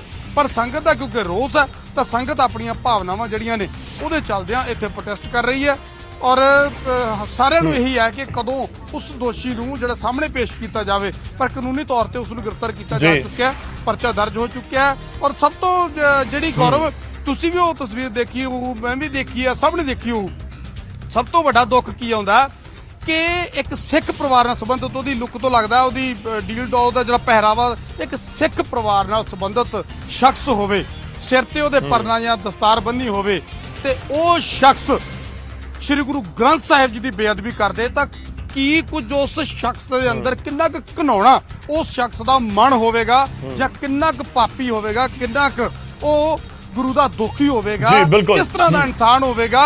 ਐਸੇ ਇਨਸਾਨ ਨੂੰ ਸਜ਼ਾ ਲਾਜ਼ਮੀ ਤੌਰ ਤੇ, ਜਿਸ ਤਰ੍ਹਾਂ ਸੰਗਤ ਨੇ ਪਹਿਲਾਂ ਜ਼ਿਕਰ ਕੀਤਾ ਕਿ ਕਾਨੂੰਨ ਦੇ ਵਿੱਚ ਐਸੇ ਲੋਕਾਂ ਨੂੰ ਦੇਖਦੇ ਆ, ਕਈ ਵਾਰ ਦੇਖੋ ਕਿਸੇ ਤੋਂ ਅਣਜਾਣੇ 'ਚ ਵੀ ਹੁੰਦਾ, ਪਰ ਇਹ ਤਾਂ ਸਾਫ਼ ਤੌਰ ਤੇ ਜਾਣ ਬੁੱਝ ਕੇ ਕਰ ਰਿਹਾ, ਤਾਂ ਐਸੇ ਲੋਕਾਂ ਦੇ ਲਈ ਸਖਤ ਕਾਨੂੰਨ ਬਣਾਉਣ ਦੀ ਜਿਹੜੀ ਮੰਗ ਕੀਤੀ ਜਾ ਰਹੀ ਹੈ। ਤਾਂ ਲੱਗਦਾ ਹੈ ਕਿ ਸਿਸਟਮ ਸਰਕਾਰਾਂ ਨੂੰ ਉਸ ਪਾਸੇ ਦੇਖਣਾ ਹੋਏਗਾ ਕਿ ਜਦੋਂ ਐਸੇ ਲੋਕ ਖਾਸ ਤੌਰ ਤੇ ਇਸ ਤਰ੍ਹਾਂ ਦੀ ਘਟਨਾ ਨੂੰ ਅੰਜਾਮ ਦਿੰਦੇ ਨੇ, ਤਾਂ ਫਿਰ ਉਹਨਾਂ ਦੇ ਲਈ ਨਿਯਮ ਜਿਹੜੇ ਨੇ ਉਹ ਵੱਖਰੇ ਸਖਤ ਹੋਣੇ ਚਾਹੀਦੇ ਨੇ। ਜੀ ਬਿਲਕੁਲ, ਤਾਂ ਨਪਿੰਦਰ ਇੱਕ ਵਾਰ ਤਸਵੀਰਾਂ ਜ਼ਰੂਰ ਦਿਖਾ ਦਿਓ। ਅਸੀਂ ਤਸਵੀਰਾਂ ਦੇ ਜ਼ਰੀਏ ਇਸ ਸਮੇਂ ਤਾਜ਼ਾ ਅਪਡੇਟ ਆਪਣੇ ਦਰਸ਼ਕਾਂ ਤੱਕ ਪਹੁੰਚਾਉਣ ਦੀ ਕੋਸ਼ਿਸ਼ ਕਰ ਰਹੇ ਹਾਂ। ਇਹ ਮੋਰਿੰਡਾ ਤੋਂ ਤਸਵੀਰਾਂ ਨੇ, ਮੋਰਿੰਡਾ ਥਾਣੇ ਦੀਆਂ ਤਸਵੀਰਾਂ ਨੇ। ਕੋਤਵਾਲੀ ਸਾਹਿਬ ਗੁਰਦੁਆਰਾ ਸਾਹਿਬ ਹੈ ਜੋ ਉੱਥੇ ਇਹ ਪੂਰਾ ਘਟਨਾਕ੍ਰਮ ਵਾਪਰਿਆ ਹੈ। ਬਹੁਤ ਇਤਿਹਾਸਿਕ ਸਥਾਨ ਹੈ ਜਿੱਥੇ ਪੂਰਾ ਘਟਨਾਕ੍ਰਮ ਵਾਪਰਿਆ। ਜਦੋਂ ਛੋਟੇ ਸਾਹਿਬਜ਼ਾਦਿਆਂ ਨੂੰ ਲਿਜਾਇਆ ਗਿਆ, ਫਤਿਹਗੜ੍ਹ ਸਾਹਿਬ ਲੈ ਕੇ ਜਾਇਆ ਜਾ ਰਿਹਾ ਸੀ ਬੰਦਕ ਬਣਾ ਕੇ, ਤਾਂ ਮੋਰਿੰਡੇ ਦੇ ਵਿੱਚ ਵੀ ਰੱਖਿਆ ਗਿਆ ਸੀ। ਇਸ ਕਰਕੇ ਜਦੋਂ ਸ਼ਹੀਦੀ ਜੋੜ ਮੇਲ ਹੁੰਦਾ ਹੈ ਫਤਿਹਗੜ੍ਹ ਸਾਹਿਬ ਦੇ ਵਿੱਚ, ਉਸ ਤੋਂ ਪਹਿਲਾਂ ਜਿਹੜੀ ਸਭਾ ਲੱਗਦੀ ਹੈ ਉਹ ਚਮਕੌਰ ਸਾਹਿਬ ਵੀ ਹੁੰਦੀ ਹੈ ਤੇ 2 ਦਿਨ ਮੋਰਿੰਡੇ ਦੀ ਧਰਤੀ ਦੇ ਉੱਤੇ ਵੀ ਹੁੰਦੀ ਹੈ, ਤਾਂ ਉਦੋਂ ਵੀ ਛੋਟੇ ਸਾਹਿਬਜ਼ਾਦਿਆਂ ਦੀ ਕੁਰਬਾਨੀ ਨੂੰ ਯਾਦ ਕੀਤਾ ਜਾਂਦਾ ਹੈ। ਤਾਂ ਪੋਹ ਦੇ ਮਹੀਨੇ, ਇਸ ਕਰਕੇ ਪੋਹ ਦੇ ਮਹੀਨੇ ਦੇ ਵਿੱਚ ਉਹਨਾਂ ਨੂੰ ਰੱਖਿਆ ਗਿਆ ਸੀ। ਤਾਂ ਗੁਰਦੁਆਰਾ ਕੋਤਵਾਲੀ ਸਾਹਿਬ ਉੱਥੇ ਸੁਸ਼ੋਭਿਤ ਹੈ, ਜਿੱਥੇ ਪ੍ਰਕਾਸ਼ ਹੋਇਆ ਵਾ ਉਹ ਕੰਧਾਂ ਤੁਸੀਂ ਜਿਸ ਤਰੀਕੇ ਨਾਲ ਦੇਖ ਪਾ ਰਹੇ ਹੋ। ਜਿਹੜੀ ਵੀਡੀਓ ਵੀ ਇਸ ਸਮੇਂ ਸਾਰੇ ਲੋਕਾਂ ਤੱਕ ਤੁਹਾਡੇ ਵੀ ਮੋਬਾਈਲ 'ਚ ਸ਼ਾਇਦ ਪਹੁੰਚੀ ਹੋਏਗੀ, ਤਾਂ ਬਹੁਤ ਇਤਿਹਾਸਿਕ ਸਥਾਨ ਹੈ, ਬਹੁਤ ਦੂਰ ਦੂਰ ਤੋਂ ਸੰਗਤ ਆਉਂਦੀ ਹੈ ਇਸ ਗੁਰੂ ਘਰ ਦੇ ਵਿੱਚ ਨਤਮਸਤਕ ਹੋਣ ਦੇ ਲਈ। ਇਸ ਕਰਕੇ ਵੀ ਬਹੁਤ ਅਹਿਮ ਥਾਂ ਤਾਂ ਇਹ ਜ਼ਰੂਰ ਬਣ ਜਾਂਦੀ ਹੈ। ਜਿਵੇਂ ਨੁਪਿੰਦਰ ਜ਼ਿਕਰ ਕਰ ਰਹੇ ਸੀ ਕਿ ਆਖਿਰ ਕਿਵੇਂ ਕੋਈ ਸ਼ਖਸ, ਨੁਪਿੰਦਰ ਜ਼ਿਕਰ ਕਰ ਰਹੇ ਸੀ ਕਿ ਸਿੱਖ ਪਰਿਵਾਰ ਦੇ ਨਾਲ ਹੈ, ਇਸ ਦੇ ਨਾਲ ਉਹ ਪੰਜਾਬ ਦੇ ਵਿੱਚ ਹੈ। ਪੰਜਾਬ ਦੇ ਵਿੱਚ ਕੋਈ ਵੀ ਹੋਵੇ, ਉਹ ਚਾਹੇ ਕਿਸੇ ਵੀ ਧਰਮ ਦੇ ਨਾਲ ਜੁੜਿਆ ਹੋਵੇ, ਤਾਂ ਇੱਕ ਆਸਥਾ ਗੁਰੂ ਸਾਹਿਬ ਦੇ ਵਿੱਚ, ਗੁਰੂ ਘਰ ਦੇ ਵਿੱਚ ਲਾਜ਼ਮੀ ਤੌਰ ਤੇ ਹੁੰਦੀ ਹੈ ਤੇ ਸਾਨੂੰ ਮਹੱਤਤਾ ਹਰ ਚੀਜ਼ ਦੀ ਪਤਾ ਹੁੰਦੀ ਹੈ। ਜਿਵੇਂ ਕੋਤਵਾਲੀ ਸਾਹਿਬ ਗੁਰਦੁਆਰਾ ਸਾਹਿਬ ਦਾ ਅਸੀਂ ਮੋਰਿੰਡੇ ਦੇ ਵਿੱਚ ਜ਼ਿਕਰ ਕਰ ਰਹੇ ਹਾਂ, ਜਾਂ ਇਸ ਤੋਂ ਅਸੀਂ ਫਤਿਹਗੜ੍ਹ ਸਾਹਿਬ ਦਾ ਜ਼ਿਕਰ ਕਰੀਏ, ਅਨੰਦਪੁਰ ਸਾਹਿਬ ਦਾ, ਦਰਬਾਰ ਸਾਹਿਬ ਦਾ, ਤਾਂ ਅਸੀਂ ਚੰਗੀ ਤਰ੍ਹਾਂ ਜਾਣੂ ਹੈ ਕਿ ਇਹਨਾਂ ਸਥਾਨਾਂ ਦੀ ਕੀ ਮਹੱਤਤਾ ਹੈ। ਖੈਰ, ਇਸ ਸਮੇਂ ਸੰਗਤ ਦੇ ਵੱਲੋਂ ਇਨਸਾਫ ਦੀ ਮੰਗ ਕੀਤੀ ਜਾ ਰਹੀ ਹੈ। ਪੁਲਿਸ ਕਹਿ ਰਹੀ ਹੈ ਕਿ ਕਾਨੂੰਨ ਦੇ ਮੁਤਾਬਿਕ ਕਾਰਵਾਈ ਹੋ ਰਹੀ ਹੈ। ਖੈਰ, ਪੁਲਿਸ ਦਾ ਕੰਮ ਹੈ ਕਾਨੂੰਨ ਦੇ ਮੁਤਾਬਿਕ ਕਾਰਵਾਈ ਕਰਨਾ। ਪੁਲਿਸ ਦਾ ਕੰਮ ਇਹ ਵੀ ਹੁੰਦਾ ਹੈ ਕਿ ਜਿਹੜਾ ਮੁਲਜ਼ਮ ਹੈ ਉਸ ਨੂੰ ਕਾਬੂ ਕਰ ਲਿਆ ਤਾਂ ਉਸ ਦੀ ਸੁਰੱਖਿਆ ਵੀ ਪੁਲਿਸ ਦਾ ਹੀ ਕੰਮ ਹੋ ਜਾਂਦਾ ਹੈ। ਪਰ ਇਸ ਸਭ ਦੇ ਵਿਚਾਲੇ ਇੱਕ ਵੱਡੀ ਖਬਰ ਉਸ ਦਾ ਰੁਖ ਕਰਦੇ ਹਾਂ। ਮੋਰਿੰਡਾ ਬੇਅਦਬੀ ਮਾਮਲੇ ਦੇ ਉੱਤੇ ਸੀਐਮ ਭਗਵੰਤ ਮਾਨ ਦੀ ਸਟੇਟਮੈਂਟ ਸਾਹਮਣੇ ਆ ਗਈ ਹੈ। ਉਸ ਦਾ ਰੁਖ ਕਰਦੇ ਹਾਂ। ਗੁਰਦੁਆਰਾ ਕੋਤਵਾਲੀ ਸਾਹਿਬ ਦੇ ਵਿੱਚ ਵਾਪਰੀ ਘਟਨਾ ਨਿੰਦਣਯੋਗ ਹੈ। ਮੁੱਖ ਮੰਤਰੀ ਭਗਵੰਤ ਮਾਨ ਦਾ ਇਹ ਬਿਆਨ ਸਾਹਮਣੇ ਆਇਆ ਹੈ ਮੋਰਿੰਡਾ ਬੇਅਦਬੀ ਮਾਮਲੇ ਦੇ ਉੱਤੇ, ਤੇ ਕਿਹਾ ਕਿ ਕਿਸੇ ਨੂੰ ਵੀ ਬਖਸ਼ਿਆ ਨਹੀਂ ਜਾਏਗਾ। ਇਸ ਘਟਨਾ ਦੇ ਲਈ ਜੋ ਵੀ ਜ਼ਿੰਮੇਵਾਰ ਹੈ, ਘਟਨਾ ਨੂੰ ਅੰਜਾਮ ਦੇਣ ਵਾਲਾ ਕੋਈ ਵੀ ਹੋਵੇ, ਸਖਤ ਸਜ਼ਾ ਮਿਲੇਗੀ। ਗੁਰੂ ਗ੍ਰੰਥ ਸਾਹਿਬ ਜੀ ਦਾ ਸਨਮਾਨ ਸਭ ਤੋਂ ਪਹਿਲਾਂ ਹੈ। ਖੈਰ, ਬੇਅਦਬੀ ਦੀ ਘਟਨਾ ਵਾਪਰੀ ਹੈ ਤੇ ਉਸ ਤੋਂ ਬਾਅਦ ਵਿਰੋਧੀ ਜ਼ਰੂਰ ਸਵਾਲ ਚੁੱਕ ਰਹੇ ਨੇ, ਪਰ ਮੁੱਖ ਮੰਤਰੀ ਭਗਵੰਤ ਮਾਨ ਦੀ ਸਟੇਟਮੈਂਟ ਸਾਹਮਣੇ ਆ ਗਈ। ਉਹਨਾਂ ਨੇ ਬਿਆਨ ਜਾਰੀ ਕਰਕੇ ਸਾਫ਼ ਕਰ ਦਿੱਤਾ ਕਿ ਲਾਜ਼ਮੀ ਤੌਰ ਤੇ ਜੋ ਹਰ ਇਸ ਸਮੇਂ ਜਿਸ ਤੱਕ ਵੀ ਇਹ ਜਾਣਕਾਰੀ ਪਹੁੰਚਦੀ ਹੈ, ਜੋ ਕਹਿ ਰਹੇ ਕਿ ਤਾਂ ਬਹੁਤ ਅਨਫੋਰਚੂਨੇਟ ਹੈ, ਮੰਦਭਾਗੀ ਹੈ, ਨਿੰਦਣਯੋਗ ਹੈ। ਤਾਂ ਸੀਐਮ ਕਹਿ ਰਹੇ ਨੇ ਕਿ ਘਟਨਾ ਬਹੁਤ ਨਿੰਦਣਯੋਗ ਹੈ। ਘਟਨਾ ਨੂੰ ਅੰਜਾਮ ਦੇਣ ਵਾਲਾ ਕੋਈ ਵੀ ਹੋਵੇ ਬਖਸ਼ਿਆ ਨਹੀਂ ਜਾਏਗਾ। ਕਰੜੀ ਸਜ਼ਾ ਉਸ ਨੂੰ ਮਿਲੇਗੀ ਕਾਨੂੰਨ ਦੇ ਮੁਤਾਬਿਕ। ਤਾਂ ਕਿਸੇ ਨੂੰ ਵੀ ਇਸ ਘਟਨਾ ਦੇ ਲਈ ਬਖਸ਼ਿਆ ਨਹੀਂ ਜਾਵੇਗਾ। ਮੁੱਖ ਮੰਤਰੀ ਦੇ ਵੱਲੋਂ ਇਹ ਬਿਆਨ ਜਾਰੀ ਕਰਕੇ ਕਿਹਾ ਗਿਆ ਤੇ ਉਹਨਾਂ ਨੇ ਇਹ ਵੀ ਕਿਹਾ ਕਿ ਗੁਰੂ ਗ੍ਰੰਥ ਸਾਹਿਬ ਜੀ ਦਾ ਸਨਮਾਨ ਸਭ ਤੋਂ ਪਹਿਲਾਂ ਹੈ। ਤਾਂ ਪੁਲਿਸ ਇੱਕ ਪਾਸੇ ਕਾਰਵਾਈ ਕਰ ਰਹੀ ਹੈ। ਪੁਲਿਸ ਦੇ ਵੱਡੇ ਅਧਿਕਾਰੀ ਵੀ ਮੋਰਿੰਡਾ ਪਹੁੰਚੇ ਹੋਏ ਨੇ। ਜਿਸ ਤਰੀਕੇ ਨਾਲ ਪੂਰਾ ਘਟਨਾਕ੍ਰਮ ਵਾਪਰਦਾ ਹੈ, ਉਸ ਤੋਂ ਬਾਅਦ ਸੰਗਤ ਗੁੱਸੇ ਦੇ ਵਿੱਚ ਰੋਡ ਜਾਮ ਕਰ ਦਿੰਦੀ ਹੈ। ਕਾਬਿਲ ਗੌਰ ਇਹ ਵੀ ਹੈ ਕਿ ਸ਼ਹਿਰ ਵੀ ਬੰਦ ਕਰਵਾ ਦਿੱਤਾ ਗਿਆ, ਮੋਰਿੰਡਾ ਵੀ ਬੰਦ ਕਰਵਾ ਦਿੱਤਾ ਗਿਆ। ਇੱਕ ਵੱਡਾ ਕਸਬਾ ਜਾਂ ਇੱਕ ਵੱਡਾ ਸ਼ਹਿਰ ਵੀ ਤੁਸੀਂ ਕਹਿ ਸਕਦੇ ਹੋ, ਬਹੁਤ ਪਿੰਡ ਲੱਗਦੇ ਨੇ ਮੋਰਿੰਡੇ ਨੂੰ, ਔਰ ਰੋਪੜ ਦਾ ਇੱਕ ਖਾਸ ਇੱਕ ਵੱਡਾ ਸ਼ਹਿਰ ਰੋਪੜ ਜ਼ਿਲ੍ਹੇ ਦਾ, ਔਰ ਲੁਧਿਆਣਾ ਚੰਡੀਗੜ੍ਹ ਰੋਡ ਦੇ ਉੱਤੇ ਪੈਂਦਾ ਹੈ। ਹਾਲਾਂਕਿ ਜਿਵੇਂ ਨੁਪਿੰਦਰ ਜ਼ਿਕਰ ਕਰ ਰਹੇ ਸੀ ਕਿ ਜਿਹੜਾ ਇੱਕ ਬਾਈਪਾਸ ਬਣ ਚੁੱਕਿਆ, ਇੱਕ ਹਾਈਵੇ ਬਣ ਚੁੱਕਿਆ, ਇਸ ਕਰਕੇ ਜੇਕਰ ਤੁਸੀਂ ਚੰਡੀਗੜ੍ਹ ਤੋਂ ਲੁਧਿਆਣਾ ਵਾਲੇ ਪਾਸੇ ਜਾ ਰਹੇ ਹੋ ਤਾਂ ਕੋਈ ਦਿੱਕਤ ਨਹੀਂ ਹੋਏਗੀ। ਜੇ ਤੁਸੀਂ ਸਮਰਾਲੇ ਖਮਾਣੋ ਜਾਂ ਇਸ ਵਾਲੀ ਰੋਡ ਦੇ ਉੱਪਰ ਜਾਣਾ ਹੈ ਤਾਂ ਕੋਈ ਦਿੱਕਤ ਨਹੀਂ। ਉਹ ਹਾਈਵੇ ਦੇ ਉੱਤੇ ਕੋਈ ਇਸ ਸਮੇਂ ਪ੍ਰਦਰਸ਼ਨਕਾਰੀਆਂ ਦਾ ਧਰਨਾ ਪ੍ਰਦਰਸ਼ਨ ਨਹੀਂ ਹੈ। ਹਾਂ, ਜਿਹੜੀ ਪੁਰਾਣੀ ਰੋਡ ਸੀ, ਜੇਕਰ ਤੁਸੀਂ ਕੁਰਾਲੀ ਤੋਂ ਮੋਰਿੰਡਾ ਆ ਰਹੇ ਹੋ ਤਾਂ ਉੱਥੇ ਤੁਹਾਨੂੰ ਜ਼ਰੂਰ ਦਿੱਕਤ ਹੋ ਸਕਦੀ ਹੈ, ਉੱਥੇ ਤੁਹਾਨੂੰ ਜ਼ਰੂਰ ਇਸ ਜਾਮ ਦਾ ਸਾਹਮਣਾ ਕਰਨਾ ਪੈ ਸਕਦਾ ਹੈ। ਖੈਰ, ਸੰਗਤ ਗੁੱਸੇ ਦੇ ਵਿੱਚ ਹੈ ਤੇ ਇਨਸਾਫ ਦੀ ਮੰਗ ਕੀਤੀ ਜਾ ਰਹੀ ਹੈ, ਔਰ ਮੰਗ ਹੋ ਰਹੀ ਹੈ ਕਿ ਉਹਨਾਂ ਦੇ ਸਾਹਮਣੇ ਲਿਆਂਦਾ ਜਾਵੇ ਜਿਸ ਦੇ ਵੱਲੋਂ ਇਸ ਪੂਰੀ ਘਟਨਾ ਨੂੰ ਅੰਜਾਮ ਦਿੱਤਾ ਗਿਆ ਹੈ। ਖੈਰ, ਪੁਲਿਸ ਦਾ ਜੋ ਕੰਮ ਹੈ, ਜੋ ਅਸੀਂ ਵਾਰ-ਵਾਰ ਲਗਾਤਾਰ ਜ਼ਿਕਰ ਕਰ ਰਹੇ ਹਾਂ ਕਿ ਪੁਲਿਸ ਦਾ ਇਹ ਵੀ ਕੰਮ ਹੈ ਕਿ ਜਿਹੜਾ ਮੁਲਜ਼ਮ ਹੈ, ਜਿਸ ਦੇ ਉੱਤੇ ਇਲਜ਼ਾਮ ਨੇ, ਤਾਂ ਉਸ ਨੂੰ ਵੀ ਇੱਕ ਤਰੀਕੇ ਨਾਲ ਸਿਕਿਉਰਿਟੀ ਦਿੱਤੀ ਜਾਵੇ। ਜਿਵੇਂ ਨੁਪਿੰਦਰ ਵੀ ਜ਼ਿਕਰ ਕਰ ਰਹੇ ਸੀ ਕਿ ਲਾਰੈਂਸ ਬਿਸ਼ਨੋਈ ਵਰਗੇ ਨੂੰ ਵੀ ਬਹੁਤ ਕਰੜੀ ਸੁਰੱਖਿਆ ਦੇਣੀ ਪੈਂਦੀ ਹੈ। ਆਦੇਸ਼ ਸੁਪਰੀਮ ਕੋਰਟ ਦੇ ਹੁੰਦੇ ਨੇ। ਇਹ ਲੋਕਤੰਤਰ ਹੈ ਤਾਂ ਲੋਕਤੰਤਰ ਦੇ ਵਿੱਚ ਜੋ ਕਾਨੂੰਨ ਕਹਿੰਦਾ ਉਸ ਦੇ ਮੁਤਾਬਿਕ ਹੀ ਚੱਲਣਾ ਤਾਂ ਹੁੰਦਾ ਹੈ। ਖੈਰ, ਇੱਕ ਚੀਜ਼ ਬਹੁਤ ਕਲੀਅਰ ਹੈ ਕਿ ਬੇਅਦਬੀ ਦੀਆਂ ਘਟਨਾਵਾਂ ਇਸ ਤੋਂ ਪਹਿਲਾਂ ਵੀ ਵਾਪਰੀਆਂ ਨੇ, ਔਰ ਲਗਾਤਾਰ ਅਜਿਹੀਆਂ ਘਟਨਾਵਾਂ ਜਦੋਂ ਵਾਪਰ ਰਹੀਆਂ ਨੇ ਤਾਂ ਉਹ ਚਿੰਤਾ ਨੂੰ ਵਧਾਉਂਦੀਆਂ ਨੇ ਕਿ ਆਖਿਰ ਇਹ ਕੌਣ ਲੋਕ ਨੇ ਜਿਨ੍ਹਾਂ ਦੇ ਵੱਲੋਂ ਇਸ ਤਰੀਕੇ ਦੀ ਘਟਨਾ ਨੂੰ ਅੰਜਾਮ ਦੇ ਦਿੱਤਾ ਜਾਂਦਾ ਹੈ। ਕਿ ਇਹ ਮੋਰਿੰਡਾ ਦਾ ਇੱਕ ਆਮ ਸ਼ਖਸ ਹੈ, ਬਸ ਜਿਸ ਦਾ ਤੁਸੀਂ ਕਹਿ ਲਓ ਕਿ ਬਹੁਤ ਗੁੱਸੇ ਦੇ ਵਿੱਚ ਆਇਆ ਤੇ ਉਸ ਤੋਂ ਬਾਅਦ ਇਹ ਘਟਨਾ ਨੂੰ ਅੰਜਾਮ ਦੇ ਦਿੱਤਾ, ਜਾਂ ਫਿਰ ਇਸ ਦੇ ਪਿੱਛੇ ਕੋਈ ਬਹੁਤ ਵੱਡੀ ਸਾਜ਼ਿਸ਼ ਹੈ। ਇਹ ਦੋਵੇਂ ਵੱਖ-ਵੱਖ ਜ਼ਰੂਰ ਐਂਗਲ ਨਜ਼ਰ ਆਉਂਦੇ ਨੇ ਜੋ ਜਾਂਚ ਦਾ ਵਿਸ਼ਾ ਨੇ ਕਿ ਵਾਕਈ ਕਿਵੇਂ ਇਸ ਵਾਰਦਾਤ ਨੂੰ ਅੰਜਾਮ ਦੇ ਦਿੱਤਾ ਗਿਆ, ਕਿ ਵਾਕਈ ਕੋਈ ਇੰਨਾ ਗੁੱਸੇ ਦੇ ਵਿੱਚ ਆ ਸਕਦਾ ਕਿ ਉਸ ਨੂੰ ਇਹ ਨਾ ਪਤਾ ਲੱਗੇ ਕਿ ਆਖਿਰ ਉਹ ਕਰ ਕੀ ਰਿਹਾ ਹੈ। ਗ੍ਰੰਥੀ ਦੇ ਨਾਲ ਕਿਸੇ ਗੱਲ ਨੂੰ ਲੈ ਕੇ ਝਗੜਾ ਹੋ ਸਕਦਾ ਸੀ, ਪਰ ਗੁਰੂ ਘਰ ਤੋਂ ਜੋ ਗੁਰਦੁਆਰੇ ਦਾ ਪ੍ਰੈਮਿਸਿਸ ਹੈ ਉਸ ਤੋਂ ਬਾਹਰ ਜਾ ਕੇ ਗ੍ਰੰਥੀ ਦੇ ਨਾਲ ਗੱਲਬਾਤ ਕੀਤੀ ਜਾ ਸਕਦੀ ਸੀ।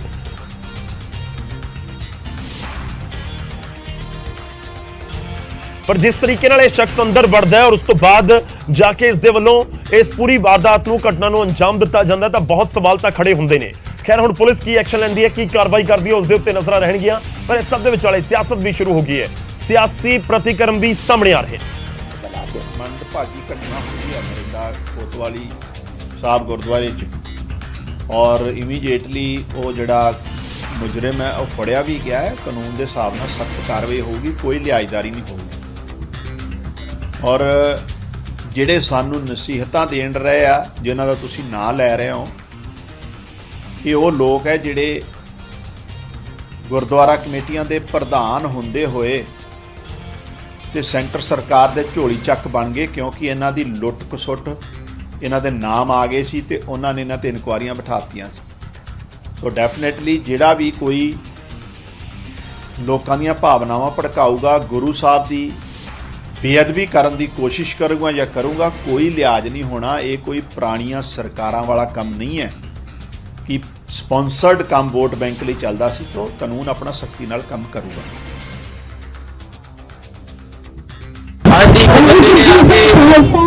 ਜ਼ਬਰਦਸਤੀ ਐਂਟਰ ਕਰਕੇ ਉਸ ਜਗ੍ਹਾ ਦੀ ਬੇਅਦਬੀ ਕੀਤੀ ਹੈ, ਗੁਰੂ ਗ੍ਰੰਥ ਸਾਹਿਬ ਦੀ ਬੇਅਦਬੀ ਕੀਤੀ ਹੈ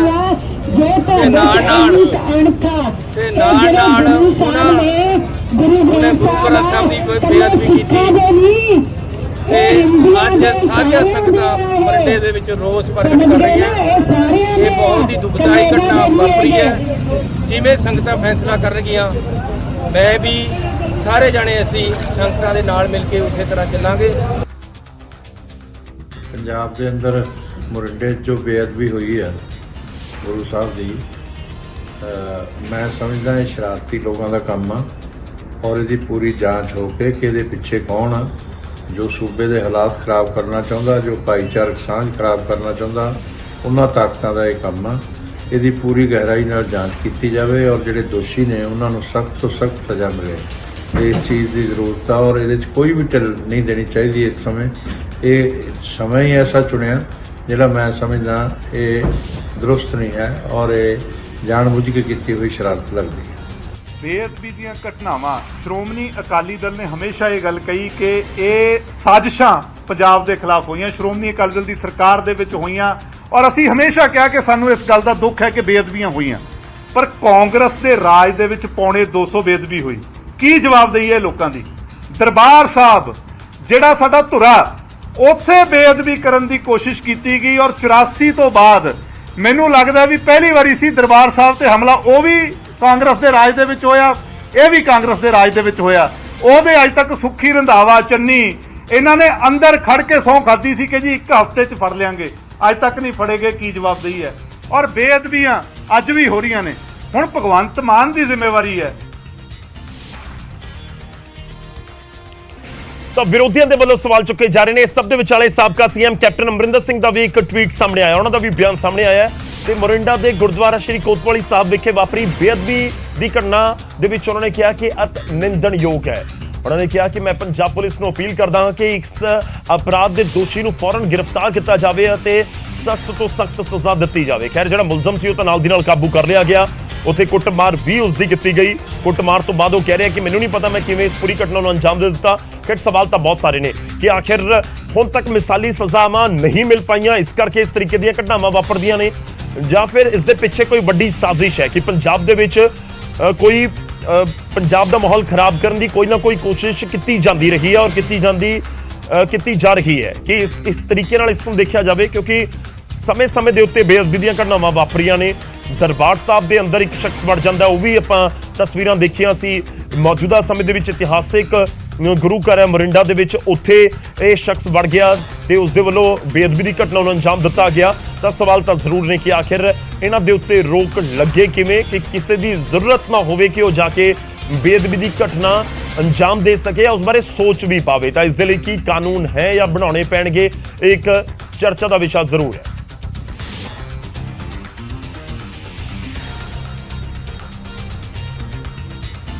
ਹੁਣ ਅੱਗੇ ਵਧਦੇ ਹਾਂ, ਕੁਝ ਹੋਰ ਖਬਰਾਂ ਦਾ ਰੁਖ ਕਰਾਂਗੇ। ਮੁਖਤਾਰ ਅੰਸਾਰੀ ਦੇ ਮਾਮਲੇ ਦੇ ਵਿੱਚ ਪੰਜਾਬ ਸਰਕਾਰ ਨੇ ਅਦਾਲਤ ਦਾ ਬੂਹਾ ਖੜਕਾਉਣ ਦਾ ਫੈਸਲਾ ਕੀਤਾ ਹੈ।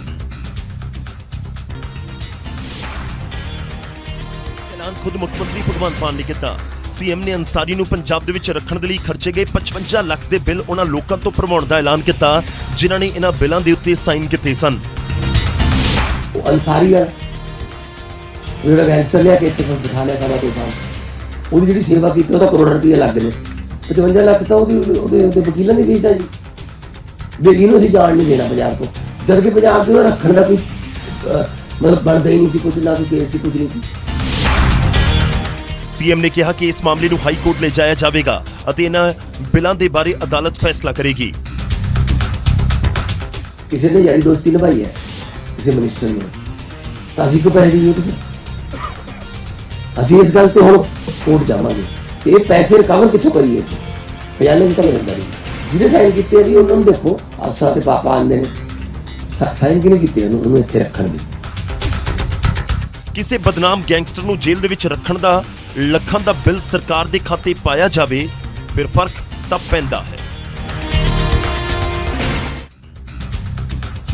ਤਾਂ ਸਾਬਕਾ ਸਰਕਾਰ ਦੇ ਉੱਤੇ ਸਵਾਲ ਚੁੱਕੇ ਜਾ ਰਹੇ ਨੇ। ਮੁੱਖ ਮੰਤਰੀ ਉਸ ਸਮੇਂ ਕੈਪਟਨ ਅਮਰਿੰਦਰ ਸਿੰਘ ਸੀ, ਤਾਂ ਮੁੱਖ ਮੰਤਰੀ ਮਾਨ ਦੇ ਵੱਲੋਂ ਅੰਸਾਰੀ ਦੇ ਮੁੱਦੇ ਉੱਤੇ ਦਿੱਤੇ ਗਏ ਬਿਆਨ ਤੇ ਸਾਬਕਾ ਮੁੱਖ ਮੰਤਰੀ ਕੈਪਟਨ ਅਮਰਿੰਦਰ ਸਿੰਘ ਦਾ ਵੀ ਇੱਕ ਬਿਆਨ ਸਾਹਮਣੇ ਆਇਆ ਅਤੇ ਕੈਪਟਨ ਅਮਰਿੰਦਰ ਸਿੰਘ ਨੇ ਦਾਅਵਾ ਕੀਤਾ ਕਿ ਕਾਨੂੰਨ ਦੇ ਮੁਤਾਬਿਕ ਹੀ ਅੰਸਾਰੀ ਨੂੰ ਪੰਜਾਬ ਲਿਆਂਦਾ ਗਿਆ ਸੀ ਅਤੇ ਇਸ ਦੇ ਲਈ ਬਕਾਇਦਾ ਯੂਪੀ ਦੀ ਅਦਾਲਤ ਤੋਂ ਰਿਮਾਂਡ ਵੀ ਹਾਸਲ ਕੀਤਾ ਗਿਆ ਸੀ।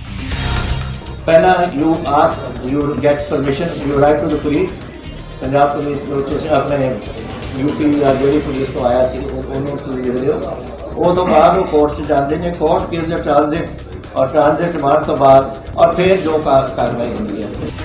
ਕੈਪਟਨ ਨੇ ਵੀ ਕਿਹਾ ਕਿ ਮੁੱਖ ਮੰਤਰੀ ਨੂੰ ਬਿਆਨ ਦੇਣ ਤੋਂ ਪਹਿਲਾਂ ਸਿਸਟਮ ਨੂੰ ਸਮਝ ਲੈਣਾ ਚਾਹੀਦਾ ਹੈ। ਇਨਵੈਸਟੀਗੇਸ਼ਨ ਚੱਲ ਰਹੀ ਹੈ and once that is done they will decide लेकिन क्यों this is a system which works। ये कोई सिस्टम नवी चीज नहीं है and I think Mr. Maan should understand। Mr. पहला समझ के फिर बोला। ਗੈਂਗਸਟਰ ਨੂੰ ਰਿਮਾਂਡ ਤੇ ਲਿਆਏ ਜਾਣ ਦੀ ਕਾਰਵਾਈ ਤੇ ਜਦੋਂ ਸਵਾਲ ਉੱਠਣ ਲੱਗਣ, ਫਿਰ ਫਰਕ ਤਾਂ ਪੈਂਦਾ ਹੈ। ਉਧਰ ਅੰਸਾਰੀ ਨੂੰ ਲੈ ਕੇ ਸਰਕਾਰ ਨੇ ਅਦਾਲਤ ਦਾ ਰੁਖ ਕਰਨ ਦਾ ਫੈਸਲਾ ਲਿਆ ਹੈ, ਪਰ ਅੰਸਾਰੀ ਦਾ ਇਹ ਪੂਰਾ ਮਾਮਲਾ ਹੈ ਕੀ, ਇਹ ਵੀ ਤੁਹਾਨੂੰ ਦਿਖਾਉਂਦੇ ਹਾਂ ਇਸ ਰਿਪੋਰਟ ਦੇ ਜ਼ਰੀਏ। ਇਹ ਪੂਰਾ ਮਾਮਲਾ ਜਨਵਰੀ 2019 ਦੇ ਵਿੱਚ ਮੁਖਤਾਰ ਅੰਸਾਰੀ ਨੂੰ ਪੰਜਾਬ ਲਿਆਏ ਜਾਣ ਦੇ ਨਾਲ ਸ਼ੁਰੂ ਹੁੰਦਾ ਹੈ। ਪੰਜਾਬ ਦੀ ਰੋਪੜ ਜੇਲ੍ਹ ਦੇ ਵਿੱਚ ਅੰਸਾਰੀ ਨੂੰ ਰੱਖਿਆ ਗਿਆ ਸੀ। 2021 ਤੱਕ ਅੰਸਾਰੀ ਇਸੇ ਜੇਲ੍ਹ ਦੇ ਵਿੱਚ ਰਿਹਾ। ਇਲਜ਼ਾਮ ਨੇ ਕਿ ਜੇਲ੍ਹ ਦੇ ਵਿੱਚ ਅੰਸਾਰੀ ਨੂੰ VVIP ਸਹੂਲਤਾਂ ਦਿੱਤੀਆਂ ਗਈਆਂ। ਇਸ ਵਿਚਾਲੇ ਯੂਪੀ ਪੁਲਿਸ ਨੇ ਅੰਸਾਰੀ ਨੂੰ ਲੈ ਕੇ ਜਾਣ ਦੇ ਲਈ ਨੋਟਿਸ ਵੀ ਭੇਜੇ ਅਤੇ ਪੰਜਾਬ ਸਰਕਾਰ ਨੂੰ 25 ਵਾਰ ਰਿਮਾਈਂਡਰ ਵੀ ਭੇਜਿਆ ਗਿਆ, ਜਦਕਿ ਸੂਬਾ ਸਰਕਾਰ ਨੇ ਕੋਈ ਜਵਾਬ ਨਹੀਂ ਦਿੱਤਾ।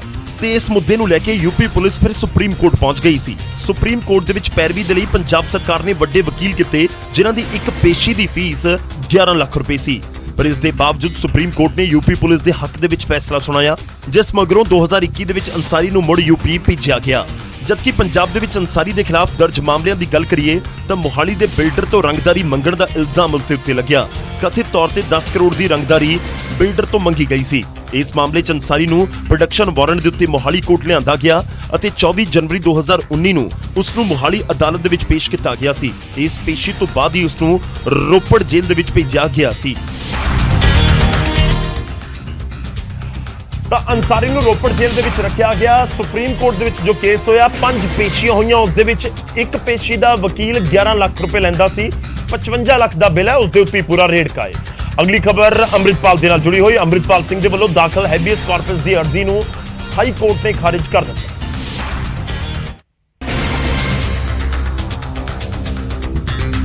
ਦਰਅਸਲ ਅੰਮ੍ਰਿਤਪਾਲ ਦੀ ਗ੍ਰਿਫਤਾਰੀ ਤੋਂ ਬਾਅਦ ਹੈਬੀਅਸ ਕਾਰਪਸ ਦੀ ਪਟੀਸ਼ਨ ਦਾ ਕੋਈ ਮਤਲਬ ਨਹੀਂ ਰਹਿ ਜਾਂਦਾ, ਇਸ ਲਈ ਕੋਰਟ ਨੇ ਇਸ ਨੂੰ ਖਾਰਿਜ ਕਰ ਦਿੱਤਾ।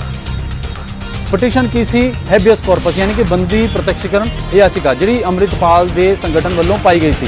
ਕੋਰਟ ਵਿੱਚ ਜਦੋਂ ਕਾਰਵਾਈ ਸ਼ੁਰੂ ਹੋਈ ਤਾਂ ਜਿੱਦਾਂ ਹੀ ਨੰਬਰ ਆਇਆ ਇਸ ਕੇਸ ਦਾ, ਤਾਂ ਨਾਲ ਹੀ ਕੋਰਟ ਨੇ, ਜਿੱਦਾਂ ਪੰਜਾਬ ਦੇ ਜੋ ਉੱਥੇ ਮੌਜੂਦ ਸੀ, ਉਹਨਾਂ ਨੇ ਕਿਹਾ ਕਿ ਅੰਮ੍ਰਿਤਪਾਲ ਨੂੰ ਅਰੈਸਟ ਕਰ ਲਿਆ ਗਿਆ। ਤਾਂ ਨਾਲ ਹੀ ਕੋਰਟ ਨੇ ਆਰਡਰ ਲਿਖਾਤਾ ਕਿ ਇਨਫਰੈਕਚਰਸ ਹੋ ਗਈ, ਇਸ ਕਰਕੇ ਪਟੀਸ਼ਨ ਡਿਸਮਿਸ ਕੀਤੀ ਜਾਂਦੀ ਹੈ। ਅਦਾਲਤ ਦੇ ਵਿੱਚ ਕੋਰਟ ਮਿੱਤਰ ਤਨੂ ਬੇਦੀ ਦੇ ਵੱਲੋਂ ਪੁੱਛਿਆ ਗਿਆ ਕਿ ਅੰਮ੍ਰਿਤਪਾਲ ਨੇ ਸਰੈਂਡਰ ਕੀਤਾ ਹੈ ਜਾਂ ਪੁਲਿਸ ਨੇ ਅਰੈਸਟ ਕੀਤਾ ਹੈ, ਇਹ ਕਲੀਅਰ ਹੋਣਾ ਚਾਹੀਦਾ ਹੈ। ਤਾਂ ਇਸ ਦੇ ਉੱਤੇ ਕੋਰਟ ਨੇ ਕਿਹਾ ਕਿ ਇਸ ਦੇ ਨਾਲ ਕੀ ਫਰਕ ਪੈਂਦਾ ਹੈ। ਪੰਜਾਬ ਦੇ AG ਕੋਰਟ ਦੇ ਵਿੱਚ ਕਹਿ ਰਹੇ ਨੇ ਕਿ ਅਰੈਸਟ ਹੋਇਆ ਹੈ। ਕੋਰਟ ਦੇ ਵਿੱਚ ਅੰਮ੍ਰਿਤਪਾਲ ਦੇ ਵਕੀਲ ਨੇ ਜੇਲ੍ਹ ਦੇ ਵਿੱਚ ਉਸ ਦੇ ਨਾਲ ਮਿਲਣ ਦੀ ਇਜਾਜ਼ਤ ਵੀ ਮੰਗੀ, ਜਿਸ ਦੇ ਉੱਤੇ ਕੋਰਟ ਨੇ ਕਿਹਾ ਕਿ ਤੁਹਾਨੂੰ ਇਸ ਦੇ ਲਈ ਪਟੀਸ਼ਨ ਦਾਖਲ ਕਰਨੀ ਹੋਵੇਗੀ। ਉਧਰ ਅੰਮ੍ਰਿਤਪਾਲ ਸਿੰਘ ਦੀ ਗ੍ਰਿਫਤਾਰੀ ਤੋਂ ਬਾਅਦ ਕੇਂਦਰੀ ਏਜੰਸੀਆਂ ਵੀ ਐਕਟਿਵ ਨਜ਼ਰ ਆ ਰਹੀਆਂ ਨੇ ਤੇ ਅੰਮ੍ਰਿਤਪਾਲ ਤੋਂ ਆਉਣ ਵਾਲੇ ਦਿਨਾਂ ਦੇ ਵਿੱਚ ਦੇਸ਼ ਦੀਆਂ ਕਈ ਵੱਡੀਆਂ ਏਜੰਸੀਆਂ ਵੀ ਪੁੱਛਗਿੱਛ ਕਰ ਸਕਦੀਆਂ ਨੇ।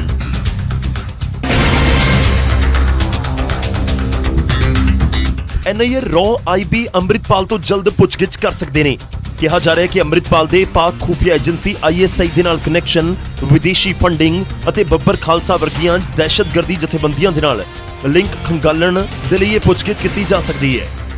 अमृतपाल सिंह को डिब्रूगढ़ के सेंट्रल जेल में रखा गया है। कल 3 बजे से उनको तकरीबन 3 बजे से यहाँ पर रखा गया है और इसके चलते सुरक्षा के जो इंतजाम हैं और भी पुख्ता कर दी गई थी। पहले 57 सीसीटीवी कैमरास थे, अभी उससे ज़्यादा करके और 12 कैमरास ऐड किए गए हैं सीसीटीवी। उसके बाद जेल की कड़ी निगरानी दिखाई जा रही है। यहाँ पर जो ब्लैक कैट कमांडो से और आसाम पुलिस के अधिकारी है वो भी टहल दे रहे हैं वहाँ पर सारी और जेल के।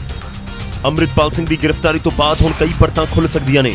ਖਦਸ਼ਾ ਜਤਾਇਆ ਜਾ ਰਿਹਾ ਹੈ ਕਿ ਆਉਣ ਵਾਲੇ ਦਿਨਾਂ ਦੇ ਵਿੱਚ ਕੁਝ ਹੋਰ ਅਹਿਮ ਗ੍ਰਿਫਤਾਰੀਆਂ ਵੀ ਹੋ ਸਕਦੀਆਂ ਨੇ। ਇਹ ਗ੍ਰਿਫਤਾਰੀਆਂ ਉਹਨਾਂ ਦੀਆਂ ਹੋਣਗੀਆਂ ਜਿਨ੍ਹਾਂ ਨੇ ਅੰਮ੍ਰਿਤਪਾਲ ਦੀ ਫਰਾਰੀ ਦੇ ਵਿੱਚ ਮਦਦ ਕੀਤੀ। ਉਧਰ ਡਿਬਰੂਗੜ੍ਹ ਜੇਲ੍ਹ ਦੇ ਵਿੱਚ ਅੰਮ੍ਰਿਤਪਾਲ ਨੂੰ ਉਸਦੇ 9 ਸਾਥੀਆਂ ਤੋਂ ਵੱਖ ਰੱਖਿਆ ਗਿਆ ਹੈ। ਜੇਲ੍ਹ ਦੀ ਸੁਰੱਖਿਆ ਦੇ ਲਈ ਬਲੈਕ ਕੈਟ ਕਮਾਂਡੋ ਅਤੇ ਸੈਂਟਰਲ ਆਰਮਡ ਫੋਰਸਿਸ ਦੀ ਤੈਨਾਤੀ ਵੀ ਕੀਤੀ ਗਈ ਹੈ। ਤਾਂ ਅੰਮ੍ਰਿਤਪਾਲ ਆਪਣੇ 9 ਸਾਥੀਆਂ ਦੇ ਨਾਲ ਇਸ ਸਮੇਂ ਅਸਮ ਦੀ ਡਿਬਰੂਗੜ੍ਹ ਜੇਲ੍ਹ ਦੇ ਵਿੱਚ ਬੰਦ ਹੈ ਤੇ ਆਉਣ ਵਾਲੇ ਦਿਨਾਂ ਦੇ ਵਿੱਚ ਅੰਮ੍ਰਿਤਪਾਲ ਤੋਂ ਪੁੱਛਗਿੱਛ ਆਈਬੀ ਤੇ ਹੋਰ NIA ਸਣੀ ਹੋਰ ਏਜੰਸੀਆਂ ਵੀ ਕਰ ਸਕਦੀਆਂ ਨੇ। ਖੈਰ ਜਦੋਂ 36 ਦਿਨਾਂ ਬਾਅਦ ਗ੍ਰਿਫਤਾਰੀ ਹੋਵੇ ਔਰ ਉਸ ਤੋਂ ਬਾਅਦ ਰਡਾਰ ਦੇ ਉੱਤੇ ਸ਼ੱਕ ਏਜੰਸੀਆਂ ਕੇਂਦਰੀ ਏਜੰਸੀਆਂ ਦੇ ਵੀ ਹੋਵੇ ਫਿਰ ਫਰਕ ਤਾਂ ਪੈਂਦਾ। ਫਿਲਹਾਲ ਵੇਲਾ ਹੋ ਚਲਿਆ ਤੁਹਾਡੇ ਤੋਂ ਇਜਾਜ਼ਤ ਲੈਣ ਦਾ। ਰਾਤ 9 ਵਜੇ ਮੁੜ ਤੋਂ ਮੁਲਾਕਾਤ ਹੋਵੇਗੀ। ਫਿਲਹਾਲ ਦੇ ਲਈ ਮੈਨੂੰ ਇਜਾਜ਼ਤ ਦਿਓ। ਤੁਸੀਂ ਜੁੜੇ ਰਹੋ ਨਿਊਜ਼ 18 ਪੰਜਾਬ ਹਰਿਆਣਾ ਤੇ।